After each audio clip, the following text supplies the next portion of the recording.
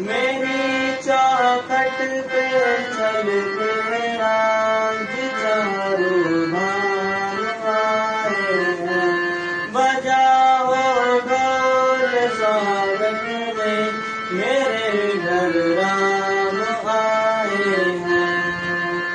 कथा सबरी की जैसे जुड़ गई मेरी कहानी से। न रोको आज धोने दो चरण आंखों के पानी से।